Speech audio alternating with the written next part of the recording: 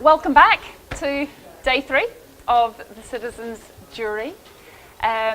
We've all got warmed up, done our mid-ducks, and had just, I guess, got back into our role as your role as citizen jurors in this process. Apologies. We'll do some introductions. We've got some witnesses who can join us in the room today, but we also have 2 witnesses who will join us by telephone link-up. So please bear with us. There may be a few clunky pieces that we have to work through to get their voices heard in the room as well. One will phone in, we'll phone him at 10:40, the next person at 11. So we just might need to disrupt the flow at some points. One's in an airport lounge and the other one is only free for half an hour, so we just need to roll with that a little bit. So if we can accommodate that, that would be fantastic. I just want to remind people of the various roles around the table before we kick off as well. My name's Mel, I'm your facilitator. You will hopefully hear my voice as little as possible because this is your process. We do have 2 lead jurors who will hold this topic through the day and will be the citizen holders of it. We'll share what you discuss and give in a balanced way the different voices, but also share what the second group say into the third group, where we'll be writing up the jury's report. So our 2 lead jurors are Stan here, and Belinda, who is off camera. So they will summarise this morning's discussion. You are obviously jury members. Your role is to deliberate over the content, to ask whatever questions you need answered of the witnesses who we have with us today. So really take advantage of the time that we have with them to quiz them, to challenge them, to ask them to confirm things, whatever it is you need from them for the next 75 minutes. We have an advisory board member in Deb, who is here to observe and to really observe the process, listen in on your deliberations, to really give the advisory board an understanding and a sense of how you come to the recommendations that you come to. So you won't hear my voice a lot. Well, thank you for joining us. And also we have some agency and ex-Royal Commission staff. Who do we have in the... Here we have David. We have just David. So if you have particular questions about the content of the Royal Commission report, if you're wondering where does it reference that, does it say anything about this, David is our go-to person. So he'll be able to answer any questions we have specifically about the Royal Commission report. Does that all sound okay? Great. Well, let's kick off with the 3 witnesses who we have in the room. And I'll just ask the 3 witnesses to introduce themselves and say a little bit about what it is they can share with you. We'll not question them at the moment. It's really just an introduction for you to know who's in the room, what sort of questions you might want to pose to them. Then we'll refresh our memories as to what this issue is and what some of the questions from the last week were, and if there's fresh questions. Okay, so Lisa, I might hand over to you to kick off. Yeah, thank you. My name's Lissa Van Camp. I work for a company called Golder Associates. It's an engineering and environmental company. So by that I mean we do a lot of impact assessment type work, and I looked at some of the questions that you developed from your last session, and it's really well aligned with the type of work that we routinely do. I was also really lucky enough to get along to one of the tours that has been organised. So I just came back from Helsinki, where I looked at the Finnish waste repository that they're developing.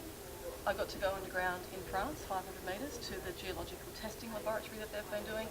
And I also visited a range of the regulators, the agencies that have helped to frame the nuclear industry overseas.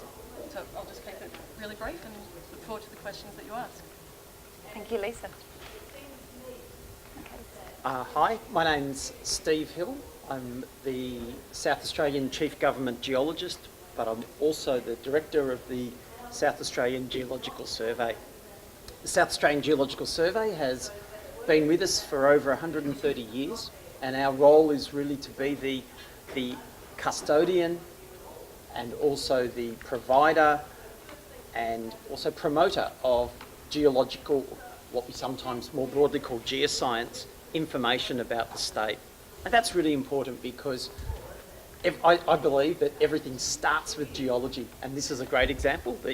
The uranium resources actually starts with the geology of South Australia, and now we're starting to talk about waste repositories, and geology is a big factor there as well. So I hope that I can help you with areas of understanding around particularly South Australia's geology or geology in general, if those matters come up. And I look forward to today. Thanks for having me along. Thank you, Steve. And hi everyone, my name's Jim Green and I'm with Friends of the Earth, and I've prepared a briefing paper today which I've handed out. If you missed out, then just let me know.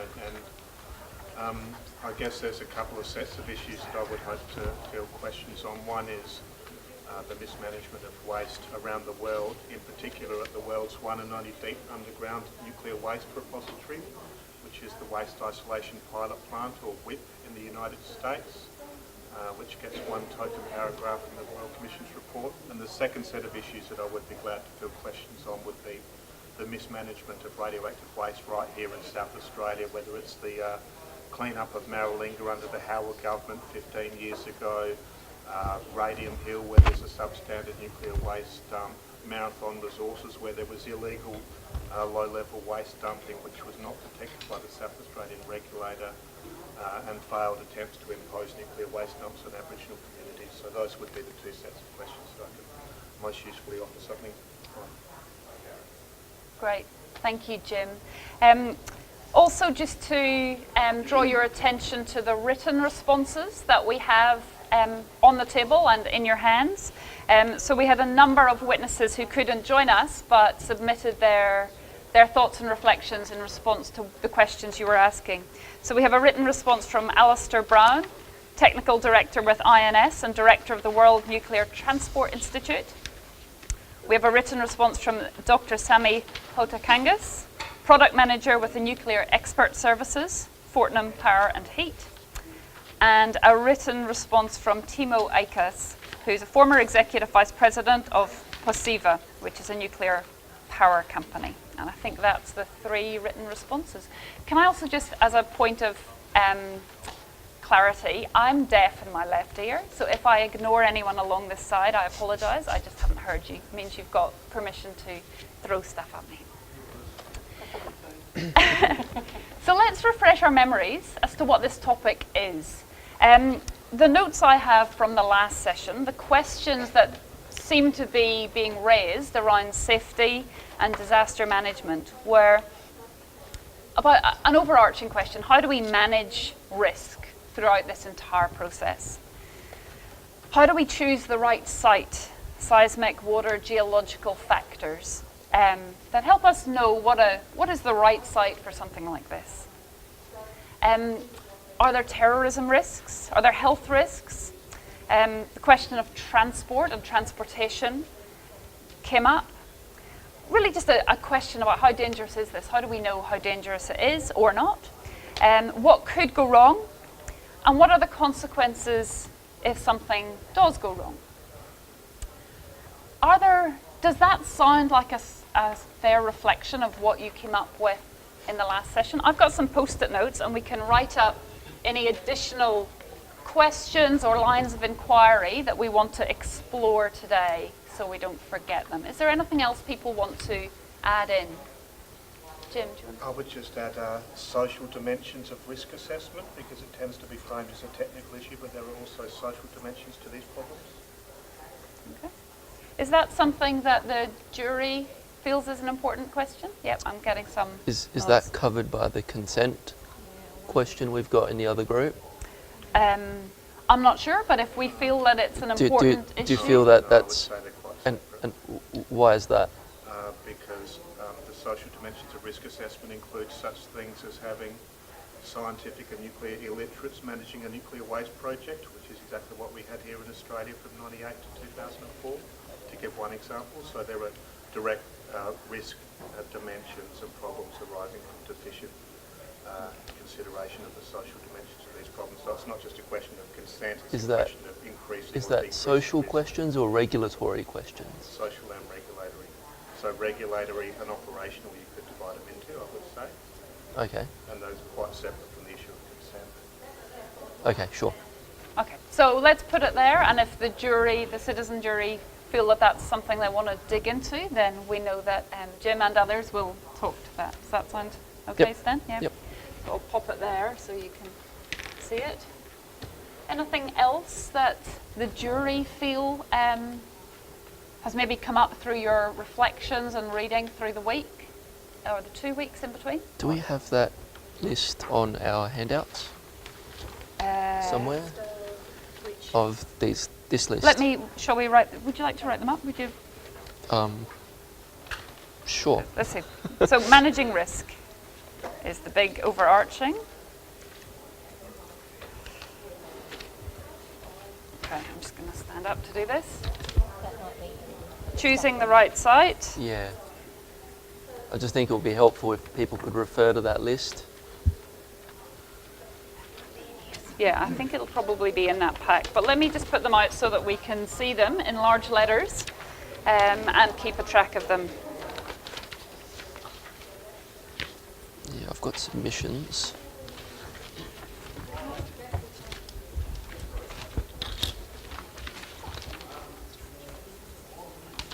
Health risks. Oh, okay, so this is, right. Yeah, but there's not copies for Transport.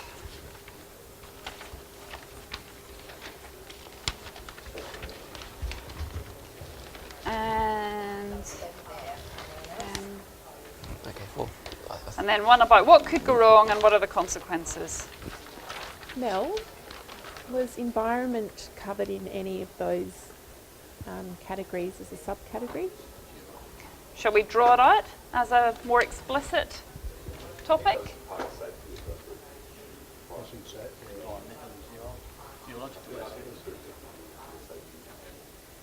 So environment was part of the safety. It was health, safety and environment. So let's pull it out as a topic just to make sure we don't lose track of it. I think it's fair to include. I mean, that's going to be forefront of a lot of people's minds, so we definitely want to have that front and centre. Okay, are those enough handy reminders of the topics? At any point, you can, of course, draw in any other question that that feels pertinent or that comes up. Yes. Yes. Yep. So I'm about to phone Quentin in, and we will introduce ourselves to him and he to us. As I said, there's a few technical speed bumps in this session. We're going to try and be very clever and do it over the computer so that we get better volume.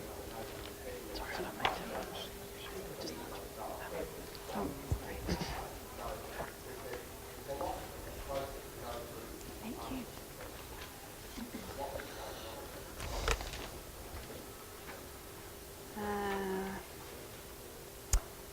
2 seconds.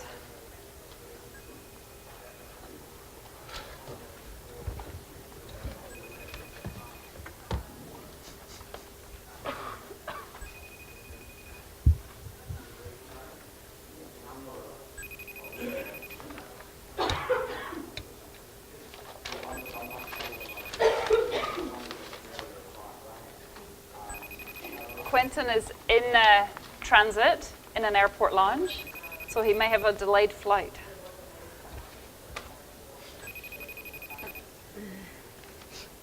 Okay. We're going to cut that for a moment and keep moving forward. And we'll try him again in a moment and see if we can call him in. So I think we should kick off with some discussion and dive in, jury, on a topic that is an element of this topic that you're passionate about. Approach the jurors or the witnesses who you wish to hear from first. But let's kick it off. Would anyone like to open with a Before we start, I'll just take issue with one particular point you made at the start of your conversation. Our job is to make recommendations. Our job is not to make recommendations. Our job is to basically give a précis in relation to that. Sorry, let me clarify. I meant recommendations about what people should focus on as they read through it, not recommendations about what should happen. Sorry, thank you for clarifying that. That's important. You're right. The question, to remind us, is up on the screen, but thank you. Anyone want to kick off discussion? I'll start off with something that's maybe a little out of left field, but something that I feel has sort of been overlooked in the report, so to some extent you might be able to answer this, but maybe my background makes me a little more aware of this than other people, but there's been no mention of a military, a wartime situation. You know, we've done terrorism, and you know, there's been a brief mention that a rocket, an armour-piercing rocket, could penetrate one of these drums. My biggest problem is the amount of time that this material is going to sit on drums on the surface before it gets processed and put underground.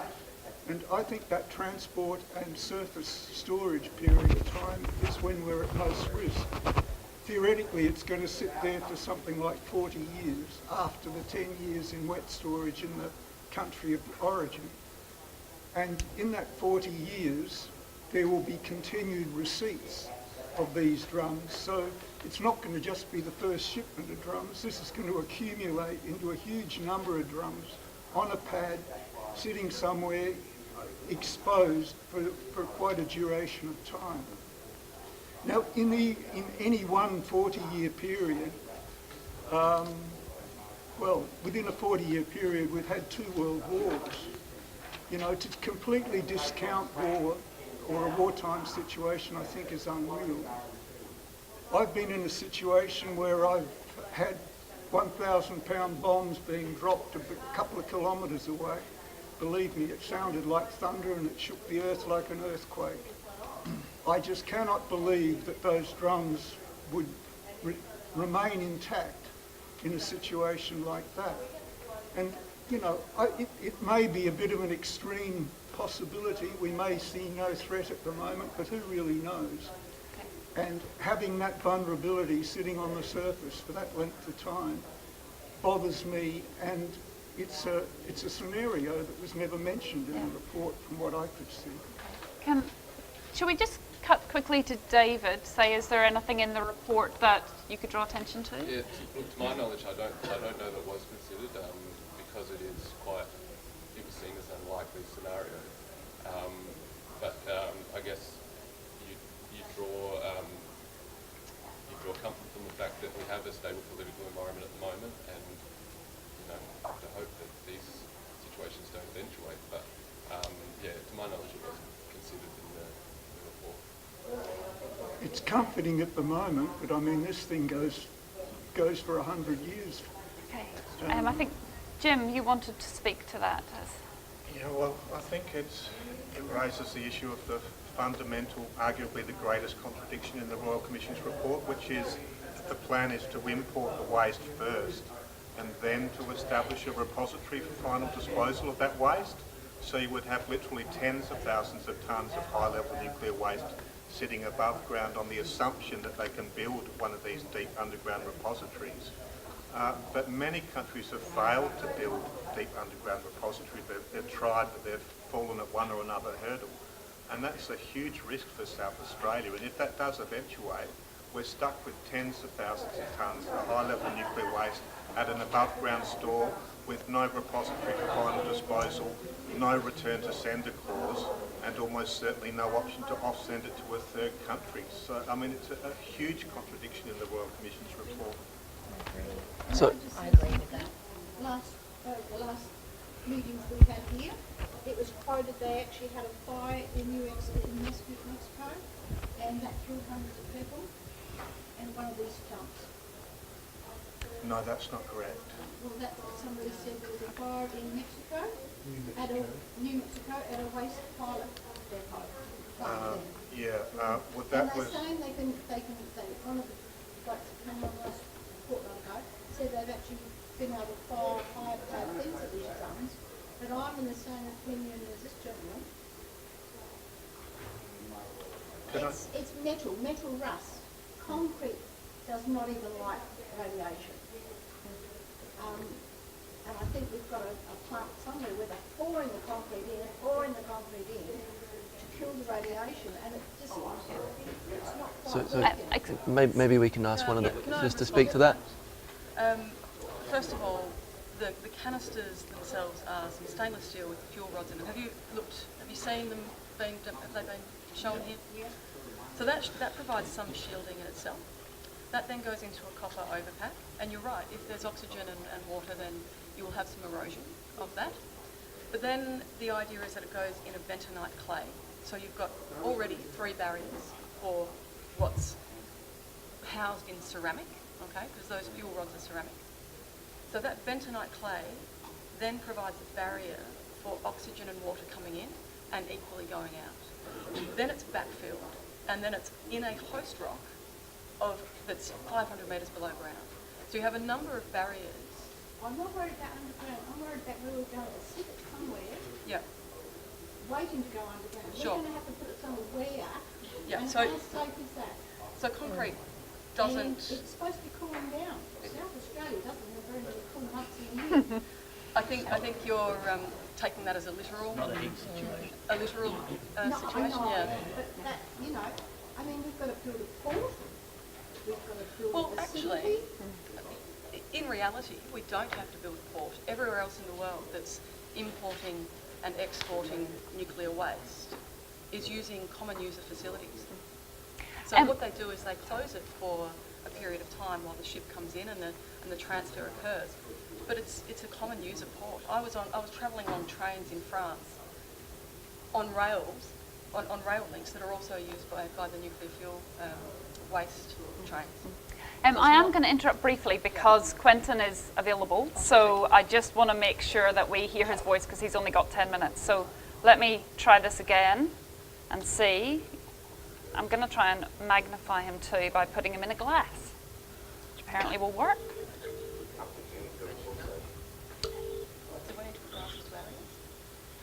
Hello, Quentin.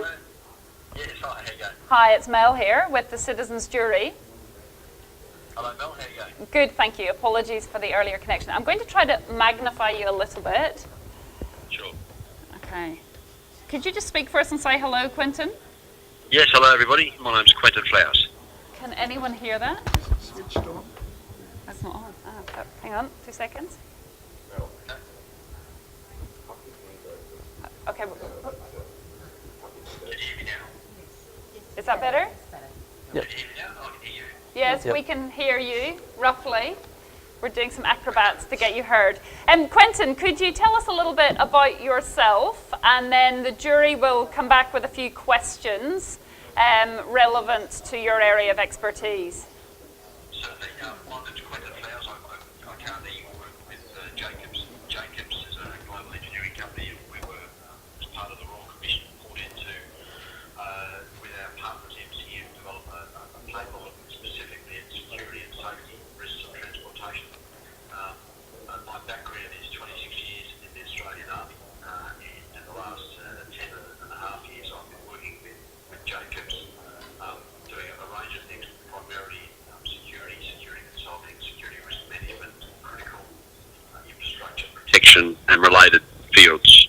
And my part in our paper, I guess, really was specifically looking at the security related aspects of transportation of nuclear waste. Okay, great. Thank you, Quentin. Do any of the jurors have specific questions or issues they'd like to discuss with Quentin while we have him on the line in response to his specific expertise? Well, I think we're just talking about, you might have to relate. Yeah. We're just talking about the risk of something, actually being, say, bombed or missile, if Yeah. there's all our nuclear storage, whatever X location, but that's going to be a target. What is the risk of that being a target over, say, blowing up Yeah. the CBD of that day? Can you hear that question, Quentin? Not well enough to No, let be me able to answer it. relay that to you. So we've just been talking actually about the risks of in wartime. around nuclear storage and nuclear waste. And the question is there, what are the risks of direct attacks on nuclear storage facilities? Can you talk to that for us?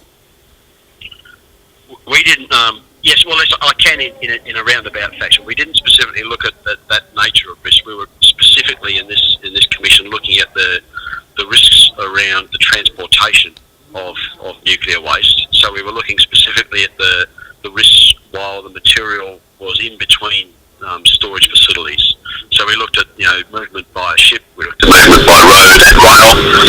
We didn't specifically look at the security of the facilities themselves. That was outside of our scope. Okay. And the area, the reason it was outside our scope was because it would be expected that the facilities themselves could be built to withstand any level of security risk, depending on the risk equation. So it would be a risk-based approach in their construction, which is the same principle as managing the security and safety risks of protecting the material during transit. So that was slightly outside our scope. Okay.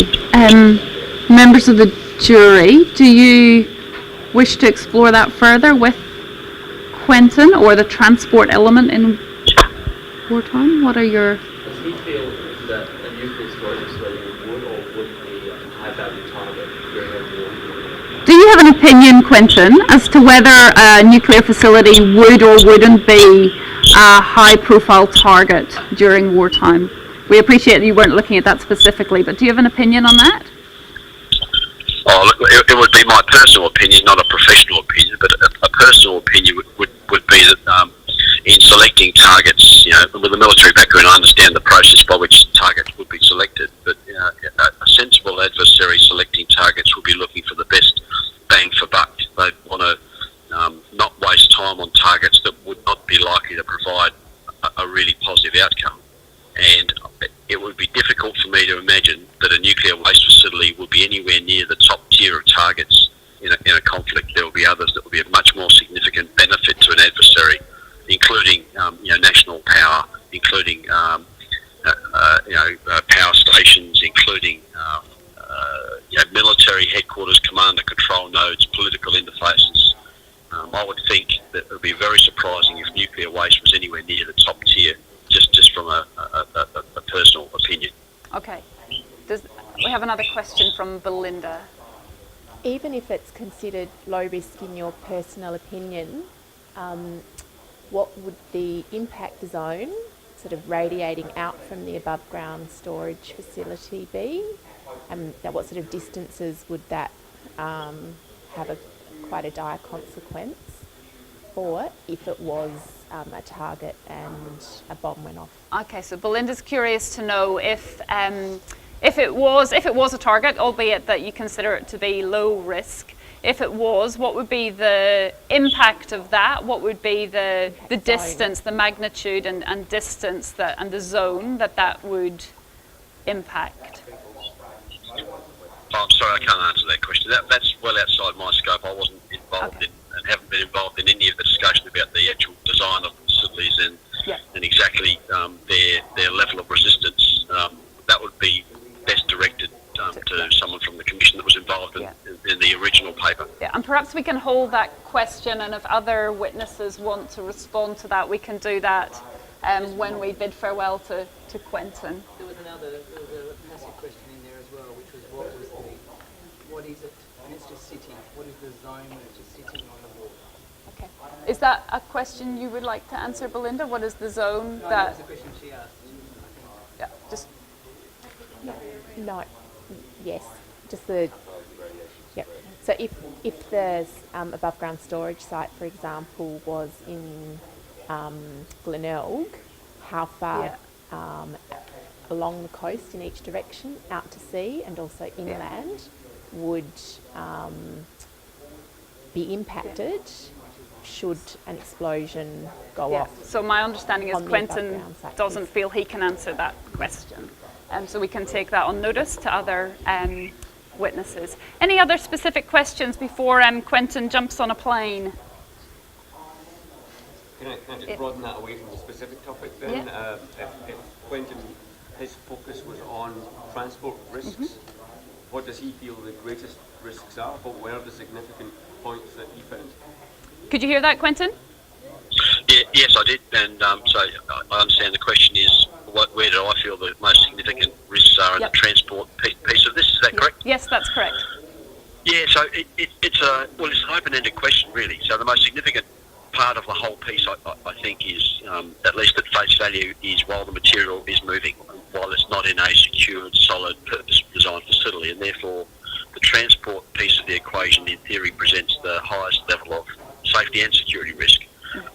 What we did in our examinations is we postulated, we tried to think up the absolute sort of worst case type scenarios that could possibly be imagined, and we came up with 5 different scenarios where transport, whilst during transport, an adversary, and we didn't base this on any particular threat analysis, but someone that wanted to get at this stuff, how they might dream up mechanisms to do that. Mm-hmm. And what we found was that none of them, given the design of the containers, which are really enormous, incredibly heavy, difficult to move, and need specialist equipment.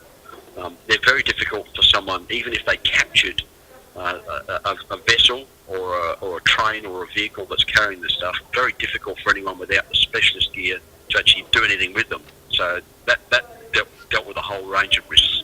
Then the next risk was, what about the risk of release through a significant impact or attack?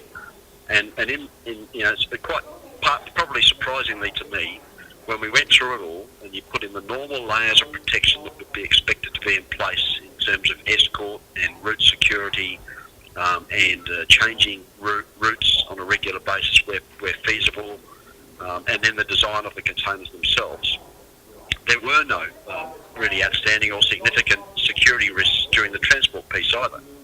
Okay. So it would require a significantly determined, well-equipped and trained adversary to mount some sort of an attack in the first place, and then the levels of protection that you'd expect to be in place would be expected to more than be adequate to both counter, to intercept, and then to respond to an attack before an adversary was able to actually get access to the material itself. So there were none. Okay, thanks, Quentin. I'm just going to cut to Lisa, one of the other witnesses who'd like to speak to this as well, from Golder Associates. So just on that transport risk, I think Quentin's done a really good job explaining that. The experience that I had when I was overseas was also, I got to see some of the test work that was done on that transport risk. So as I mentioned before, in France, it's on the rail network to get from port to site. And being on the rail network, there are some risks to the public that needed to be managed. So what they did with the casks that Quentin's talked about, highly engineered facilities, they drove a train at full speed into that to see what would happen and whether or not there would be a breach in the welds or what would happen to the concrete, etc. And they went through, chiseled all the concrete away, and then ran the canister through X-rays. And there was not a single breach. So a train at full speed going smack into this engineered cask was fine. And they did something very similar for the port side of it. So again, it's a different type of transport cask. And if you think about it, they've got to get it from ship to dock. So they looked at what the height could be and if they dropped it. And they replicated that, Mythbuster style, dropped the cask, again, had a look at whether or not the welds and the integrity of the cask remained, and the answer is it did. So those are just a couple of tests that are being done, and it's not an exhaustive list, it's just the risk pathways are being looked at quite seriously, and the tests and the science that backs it up shows that it's safe. Okay, thank you, Lisa. I'm going to just check Quentin's time skills here. Quentin, how are you doing for time? I've probably got another 10 minutes if there are any questions along the transport related security risks. Okay, so let's ask Quentin any remaining questions. One more here. I just wonder how easy the canisters or the big casks, I appreciate they're 100 tonnes, they're massive things and they're probably quite secure for the most part, but how easy would it be for a terrorist, if they did get hold of them, to open these things? So the question is, how easy are the canisters to open? They're extremely difficult to open. They're designed not to be openable except with the correct tools and equipment. So even if you can get access to the containers themselves, and that's that supposes success in a whole range of areas where success seems extremely difficult, if not close to impossible. Then if you get access and then you need to get into it, and you're trying to get into these things without the correct tools, and the tools are not readily available, they're only available in conjunction with acquisition of the casts themselves. It's not, as has been, I think, I heard some of the explanation about impact testing of these things. It's not possible to hack your way in. So you couldn't use an oxy torch, you couldn't use hard machinery, cutting devices. None of those are likely to get you in to these casts, certainly not in a short enough time frame before anyone was able to respond. Okay. So extremely difficult is the answer. Okay, thank you. I'm going to say any final questions to Quentin, because we need to actually phone in another witness as well, Quentin, so apologies, time is tight. One more here. Is there an international sort of regulation of that actual concrete? Because we are importing inferior concrete at the moment, and you're finding it in buildings and things like that. So is there an international standard of work, and who organises or recognises the actual standard that the concrete is going to be made? Did you hear that question, Quentin? No, I didn't. Sorry. Okay, so the question is, are there international standards to govern the concrete and manufacture of these, that manufactures these storage facilities? So, and how are those governed? Who makes those decisions about the standards? Well, my understanding is yes, there are, and we referred to some of those standards that apply in transport piece. But again, the actual design of the facilities themselves was outside my scope. I'm sorry, I was focused purely on the transportation-related security and safety risks. Okay, great. Thank you, Quentin. I think we're going to need to leave it there, but thank you so much for making the time while in transit to phone in, and we really appreciate having heard from you. You're welcome, and hopefully I've been able to answer some of your questions. Sorry I couldn't answer others that are outside. No, that's fine. We appreciate you. Can. We appreciate your honesty. Thank you, Quentin. Okay, thank you. Bye. If I could just finalise that one, there is the International Atomic Energy Agency that has a whole raft of standards related to this industry. So they do go through transport. In terms of concrete, yes, there are different concretes available. In Finland, they have spent the last 20 years optimising the mix that they need for their situation, and so there's a lot of engineering and science that goes in simply into the design of the concrete. We might be getting it from. No. So we would have to do the same. We'd have to go through. I think the point she's trying to make is that when the material is in transit, it's going to have to be packed, obviously, at the source site, not the destination. So if, say, South Korea or whoever is shipping it to us, then they have to pack it into the container. Yeah. How do we know that that is a robust container? It still has to pass the International Atomic Energy Agency and all of their guidelines. So there's that over. Who's in charge of that? The international agency, a bunch of scientists and engineers, and it's multifaceted. People say that it's an international standard. Yeah. But it mightn't be our standard, Australia's standard. I would suggest that it's very closely aligned. We can't do anything unless we meet the standards of the international agency. So it's dovetailed. We have to meet their very high standards. Yeah, but you can't guarantee, say for instance, I'm not trying to be too biased, say as you said it was, North or South Korea. It won't be North Korea, by the way. It won't be North Korea. How do we know that they're going to actually do that particular standard? Well, there's got to be a quality assurance. Who's going to go and, you're going to go up there and say, I'm going to test this? I would suggest that that's exactly what would happen. Australia will be, if that's the country of origin, we will be there. Can I ask other jurors if they want to chip in, maybe if they agree, disagree, have a comment on this topic or My move on to a understanding new would be topic? that, you know, it's our contract. We would have a contract with whoever that other agency is. That contract will specify whatever it needs to specify.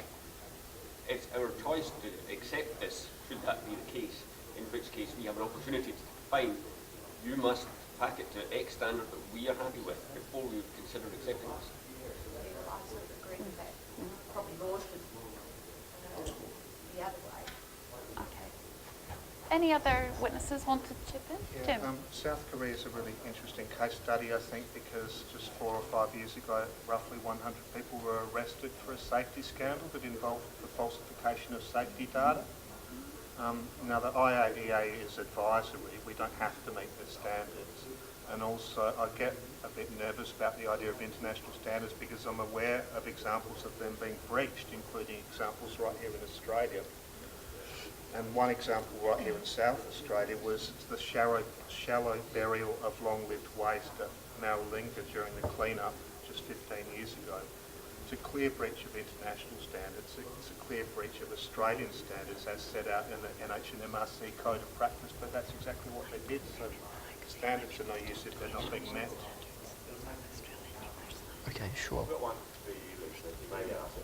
So, I think that would with all be this useful to talk stuff, about. breaching and so on, if one, knowing it's hard or terrorist attack or whatever, if one was the breach, and that goes back to the if say it was in Glenelg or whatever, so 4 kilometres, one was the breach, how far would the radiation reach? Like how far would it spread? If one of these containers, say as soon as it got off the dock, something happened and it breached, how far would it reach?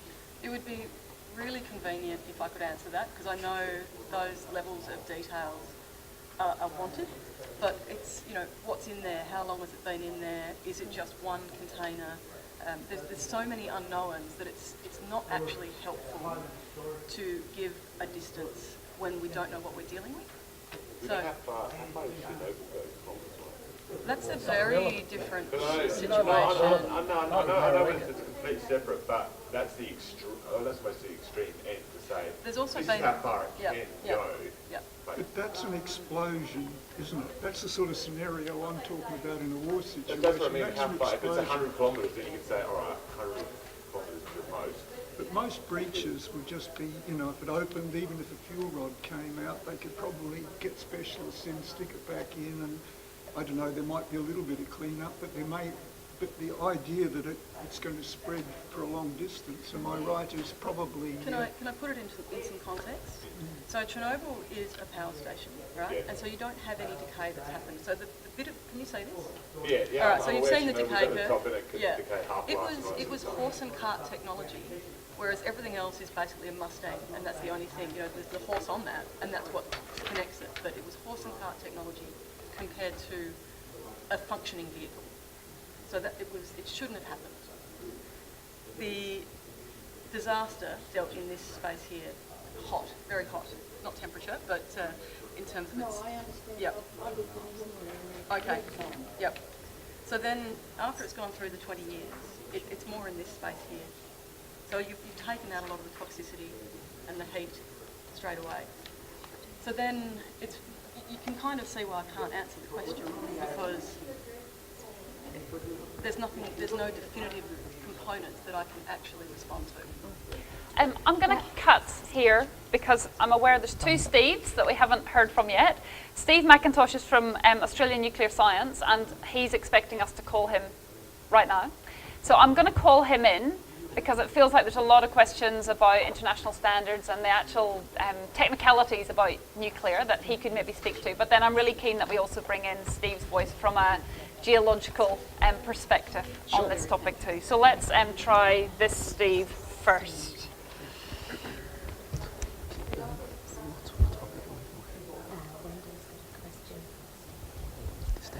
Okay, so you'll be talking shortly. Hello Steve, it's Mel here. Apologies for the delay. I'm just going to put you on speaker and we'll try and link you in as well as we can. Okay, would you like to say hello and we'll check we can hear you? Hello? Can everybody hear him a little? Faintly. On the desk? Okay. Okay, Steve, we've got the citizens jury here. We've just been having some conversations about the scale of spread should there be an incident with a nuclear storage container in transit. Also had some questions about how can we be confident in international standards around storage containers, specifications for concrete and materials. So just some uncertainties about how we can be confident on that. Could you speak to some of those for us, please? Yeah, sure. Look, I think the basic point is that there's never been an accident in the course of transport which has had significant radiological consequences. Whether that's transporting medical isotopes or industrial sources or spent fuel, there's never been an accident. And that provides a level of reassurance. But I guess it does mean that no one's ever done a real life consequence analysis because it's never happened. So it's, in a sense, in that way it's different from nuclear power reactors where there have been a couple of accidents and you can see a consequence assessment and draw lessons for the future. Can you just hold there a second, Steve? We're just having some problems hearing you, and I'm getting hints and tips from around the room. Belinda, what was your... May I suggest even moving the glass aside and taking the microphone off and holding it just above, almost the same angle that you would if you were holding the microphone here. Yeah, I don't think the microphone's helping here. It's going over there. Picking up the sound from the actual speaker on the phone. Yeah. Does anyone have speakers? It sounds like quite a crackly line as well. With all this Can you just try saying hello to us again, Steve? Sorry about this. Alright, okay. So how much did we get as a laugh? No, it's not. Are you able to connect your phone to your computer and use your computer speakers? That didn't work the first time. Able to just tell us what he said? I'm struggling to hear it too, to be honest. For heaven's sake. Okay, Steve. Are you there, Steve? This is quite a poor line. Belinda, are you able to pick him up better than me? Sorry, I also have poor hearing, which isn't helping this situation for me relaying. Look, I can try and relay. Stan is going to try to just relay what you're saying to the rest of the group, but we may just need to give it a few minutes and see if we can get it to work. Okay, I'm just going to take this back off speaker because... Alright, hey, can you hear me, Steve? Alright, this is Stan. I'll try and relay what you say, so if you can keep things brief and just go sentence by sentence. Yep, great. Okay.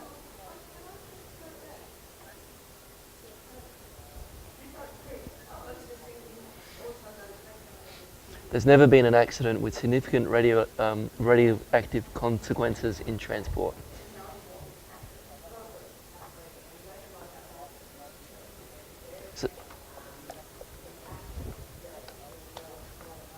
So that's talking about transport of medical, spent fuel, sorry, what did I miss there? Yellow cake, all forms of it.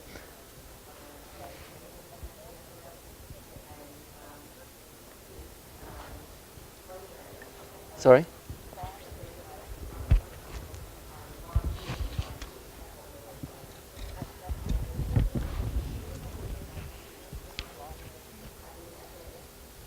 Okay, so because those safety records are quite good, we don't have an experience, because no incidences have occurred, we don't have an experience to look at to say what would it look like if something went wrong.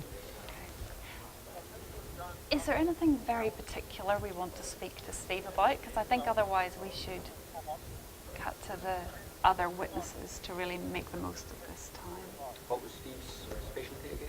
So there's been a bunch of analyses done on what might go wrong, industry? but that hasn't been able to be tested against real life occurrences.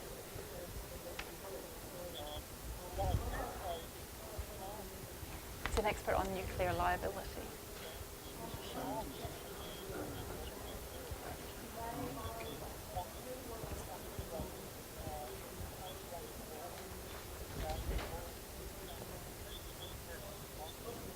anything else? I think otherwise we're going to move on. Yep, This is- I'll cut you off there. One of the previous witnesses has actually. Oh well, we're out of time as well. But one of the previous witnesses also said that.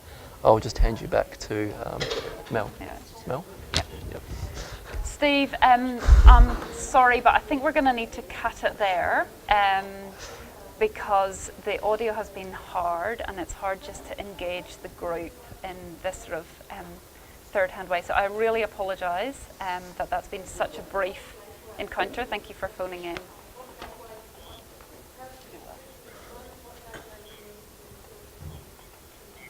Just need some speakers.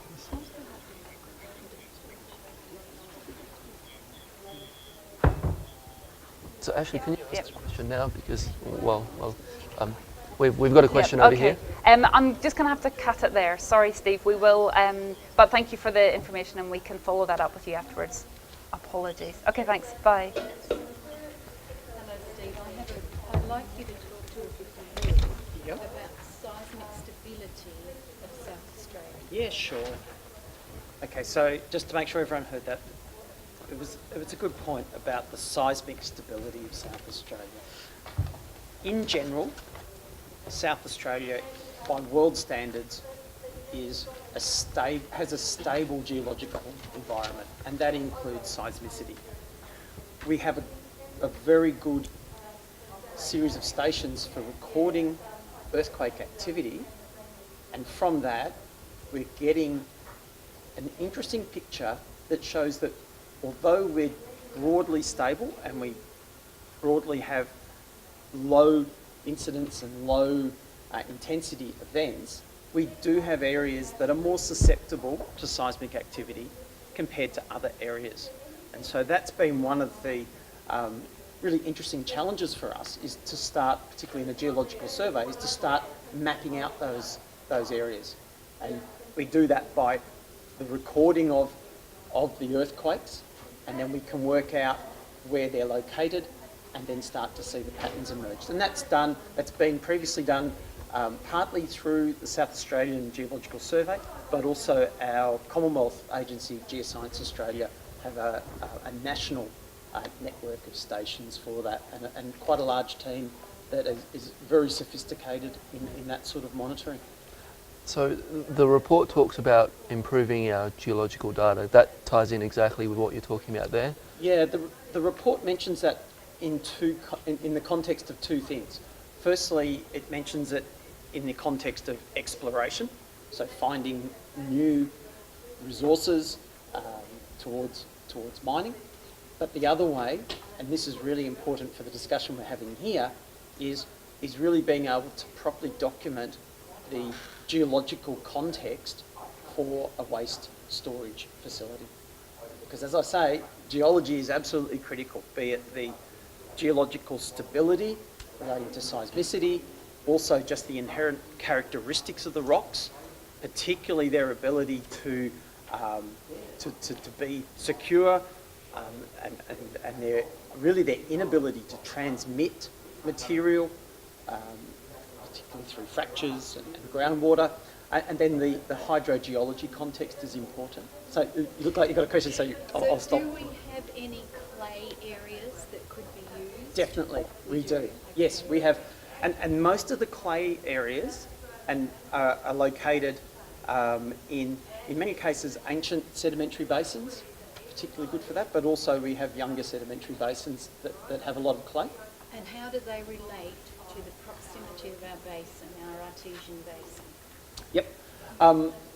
We do have some areas that are part of or closely linked to those systems, but we still also have a lot of areas that are isolated from those major, particularly the Great Artesian Basin. We do have areas that are isolated from that. So, can I interject just for a second? For those of us that don't know, what the heck is an artesian basin? Sorry, yes. Yeah. No, good point. So, it's a famous part of Australian culture that we talk about, the artesian water or the artesian basin. What we're talking about there are large sedimentary basins that are able to store groundwater, but in particular, they get most of their recharge from the margins of the basins, which is, in the case of places like the Great Artesian Basin in Australia, a lot of the recharge there comes from the ranges in Eastern Australia. You're getting recharge from Queensland, New South Wales. Yeah, that's exactly right. Yep. Yeah, these are big basins. So my other question, presuming you could find a place that was stable, not going to affect the water, yep. What would happen in the future if you found that area had some rare earth that you really wanted to mine? Yeah, and this is, there's a really important precedent that's happened in a lot of the other storage areas around the world, and that is that there's a great body of geological work that goes into the background for choosing the correct site.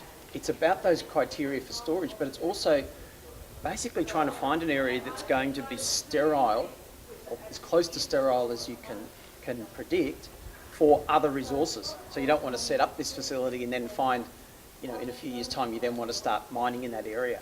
And so I think from what I've read, the Finland example, they did something like 20 to 25 years of groundwork, surface geological work, followed up with drilling and so forth, to be absolutely sure about the quality of the characteristics of the geology in that area. And would we be looking at that time frame? We would be, yep.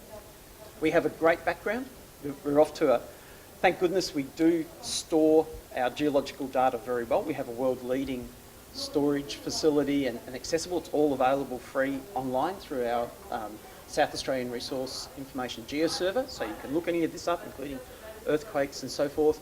We keep a large number of our drill cores in a drill core library, so we have 7.5 million metres of drill core that's stored in this brand new facility. So that's enough drill core to lay out from Adelaide to Shanghai.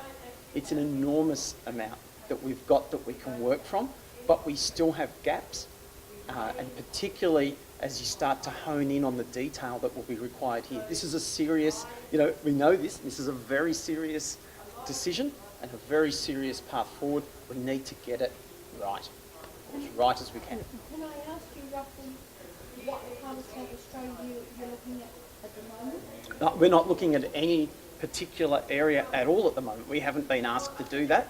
What we're doing at the moment is making sure that the data that we have available is absolutely tip-top, and we're also starting to identify where those major gaps are, so that if the time comes, because that's all based on the recommendation that comes out of this work, if that time comes, we're ready to start moving towards making geological or scientific recommendations towards suitable areas. But we haven't been asked to do that yet. Just to reinforce Daryl's point, this is about this group thinking about what does the public need to think about and look at in the report, not make a recommendation. Having lived on ship stations in my time, yep. I understand the artesian bore. Yeah. And the majority of outback Australia from the Victoria, New South Wales, Queensland border to the West Australia border, if you haven't got your artesian bores, you don't have sheep and cattle. Yep. Right? I can't quite see where we're going to have a place in South Australia to put this on the ground and without upsetting the artesian bores. Yeah, I think I understand what you're I saying. mean, I've been there when we've had to put a bore down and you see the blokes pull out, like they get the clay and they go through the sand and they finally got to get an artesian bore. Australia, the outback Australia, not the city people, live on artesian bores. We used to be a country when we lived off the ship's back, right? And I'm sort of like thinking about where I lived, right? And what we depended on. And I know that, like we're talking about, Woomera doesn't concern us, or Maryland doesn't concern us, Radianville doesn't concern us, but I'm biased, maybe I'm biased, because I've lived in the red area of Woomera. Yep. My eldest son's father died from radiation poisoning. His twin brother died at birth with massive deformities. My eldest son-in-law is now dead. I've lived on a ship station up near Radianville. My husband has had very low-grade radiation and he died 12 months ago tomorrow. So I've seen, and it has affected my immediate family. So maybe I'm a bit biased, but I've lived on the land. I can't see where we can put it because we've got to have our land. We've got to have we've got to think about our heritage area. Steve, can you speak to that? Yeah, That's all? yeah. It's Jeanette, is that right? Yeah, thanks, Jeanette. And you're 100% right. It's a really serious issue because we're dealing with people and their livelihoods into the future. But getting back to, if I can get just back to your original point where you said, oh, it's difficult to conceive, sorry, I'm paraphrasing a bit, but it's difficult to conceive areas that aren't part of these artesian basins. Let me tell you, there are areas that are not part of it.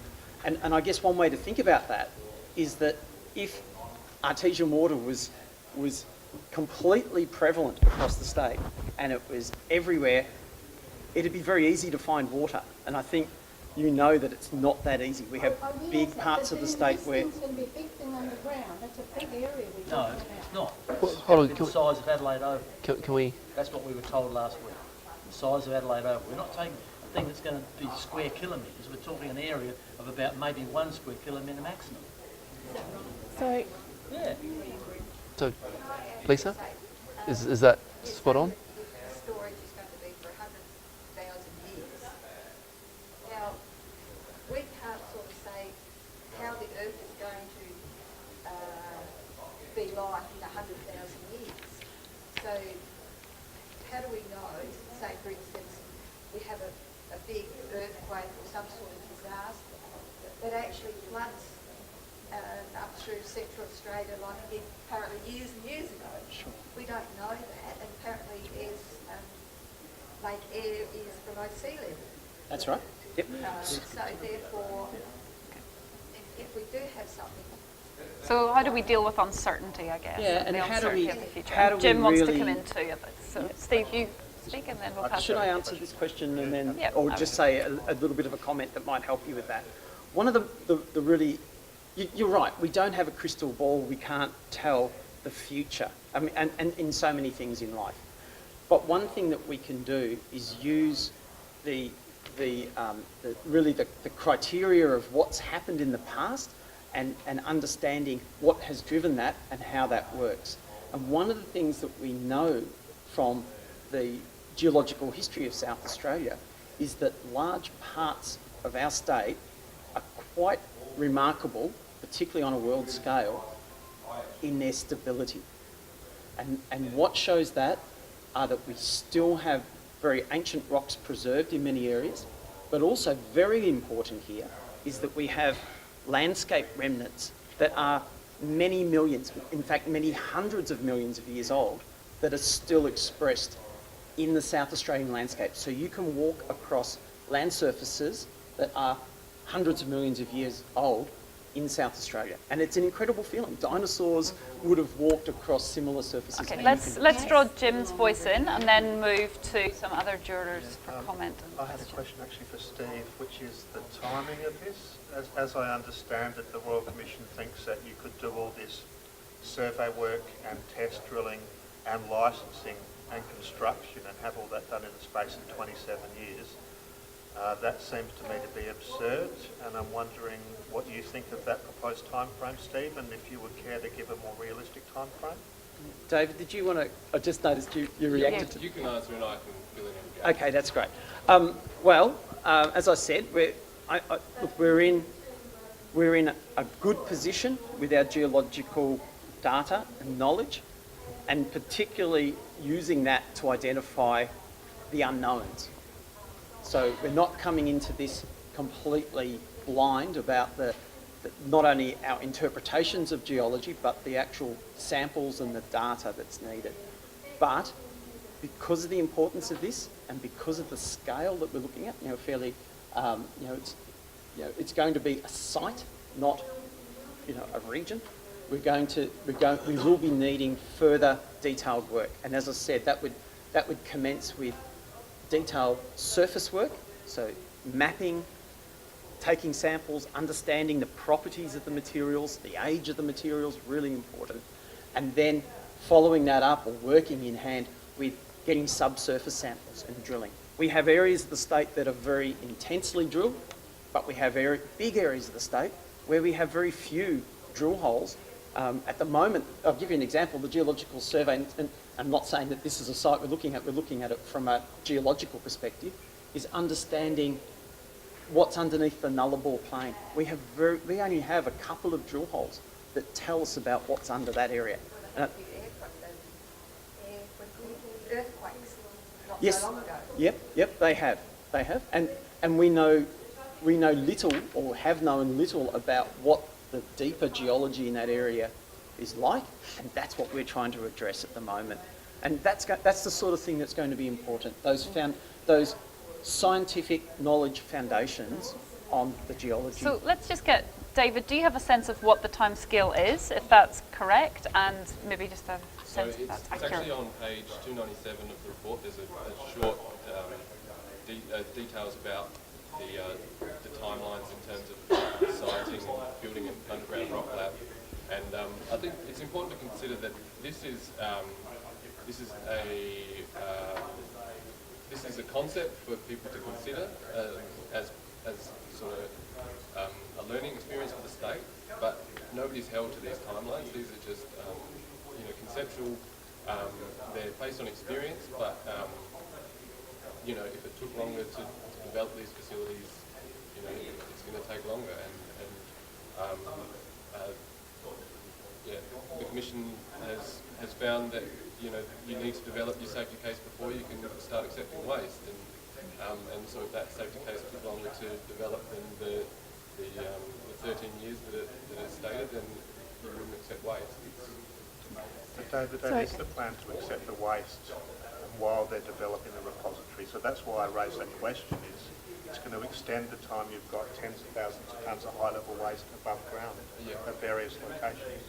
And in the timeline, it states that the initial safety case is developed before you start accepting waste. You need to be sure that and have a reasonable amount of surety that you can safely store this, and you do have the right conditions to do it, and that includes the engineering barriers and the geological conditions. Belinda, but can we just move to Belinda? She's been trying to come in for a few minutes. Just with the degree of uncertainty, of not knowing what's going to happen between now and 100,000 years into the future, are there any other areas around the world that have very similar, closely aligned geological makeup, where there's evidence that has been gathered for the potential consequences of something going wrong within that geological substructure?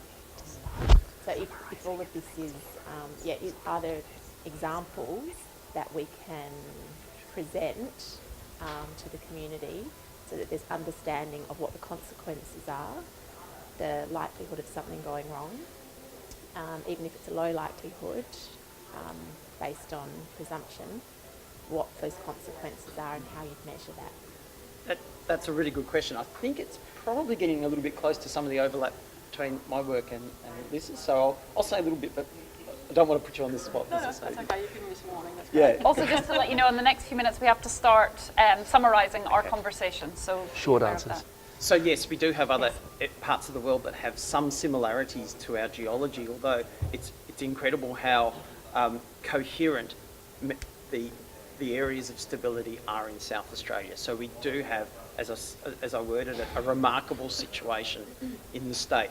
The other thing about it is that we have, and it's one thing I haven't touched on that's important, and that is we have natural analogues of uranium in our landscape. We have some of the most uranium-rich rocks in the world in South Australia, and they've been there for millions, in fact, billions in some cases, of years. And so we have a good understanding of how they have behaved in the geological environment of South Australia over an extraordinary time frame. We have uranium deposits that we understand how they've expressed themselves at the surface as well as at depth. So I think there's a really important key there. Lisa, do you want to add anything to that? I should have probably added, which I didn't maybe articulate well, with that similarity of geological makeup, that is there another place that has also stored uranium waste underground? I don't think that so, we but can and that's where I'm. There yeah. isn't, no. use as a... So, a couple of things I'll just raise before I get into a specific example that hopefully helps your understanding.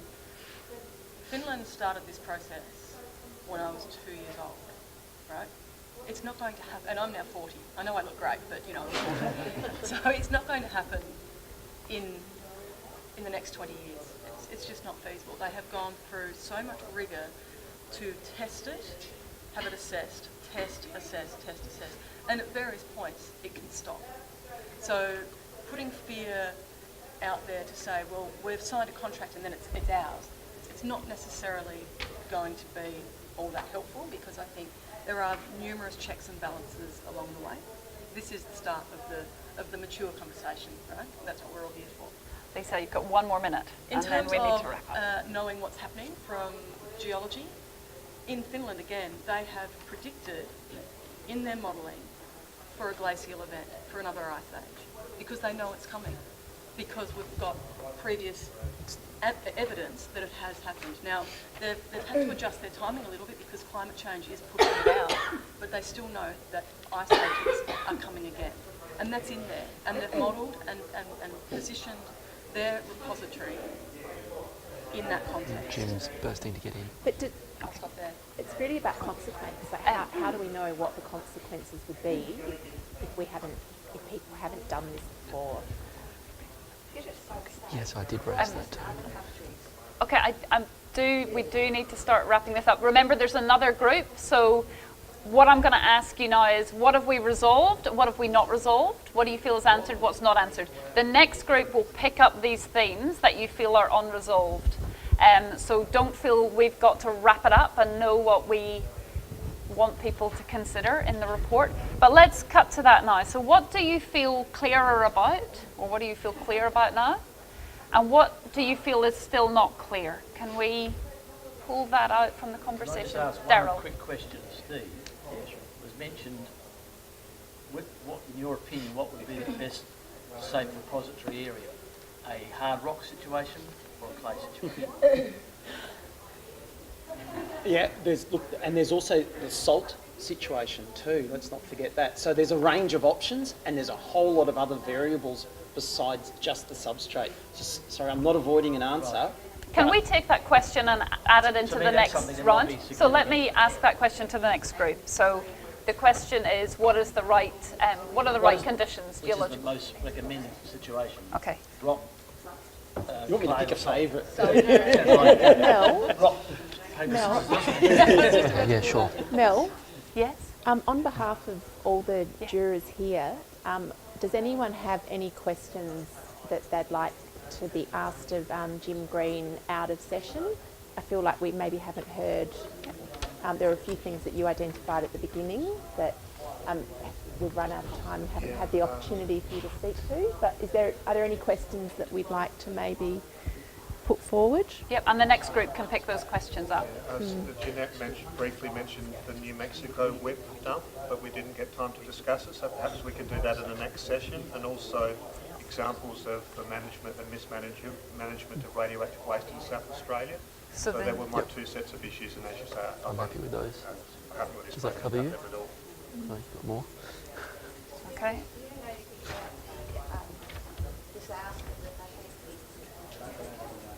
That's the WIP one, and I'll be talking about that in the next session, and we can also talk about it over morning tea if you like.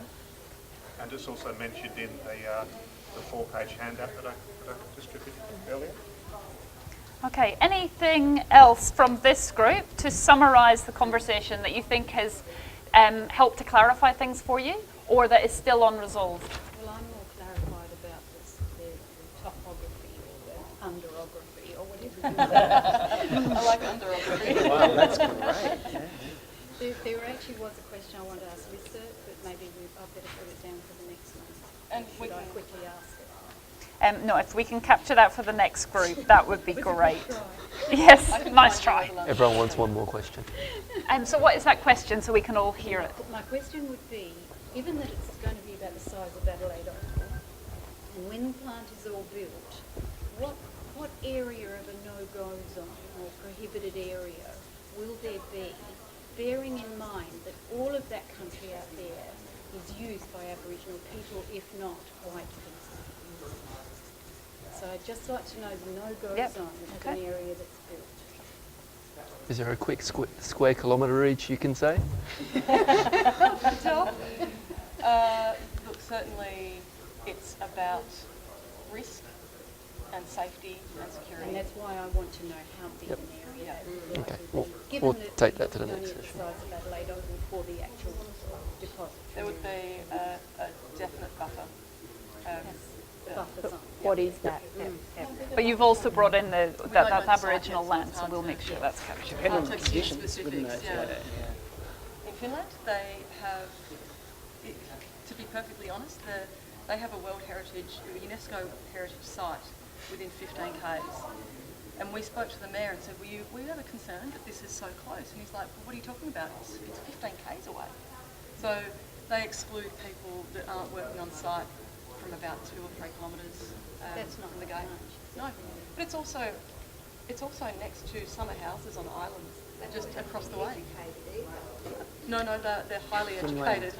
Okay, we have 2 minutes left, and I'm aware that some jurors have been very quiet and haven't spoken. Now, if they're comfortable with that, that's fine, but I also want to give people an opportunity to have their say in this conversation. So is there anyone who's not participated yet, who has something they want tabled at the next group, something that they have learnt or want to think more about, anything at all to capture other voices? No pressure if not. You mentioned storage above ground and build the storage area. Well, we've done build the storage thing with. Sorry, I'm not sure I captured that question.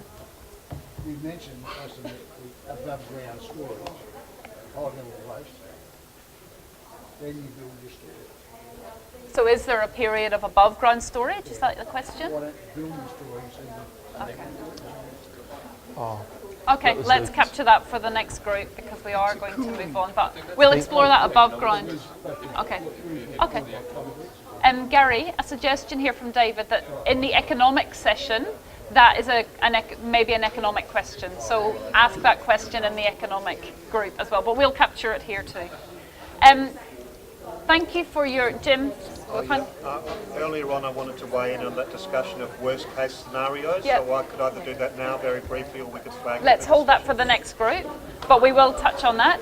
Thank you for your patience with that.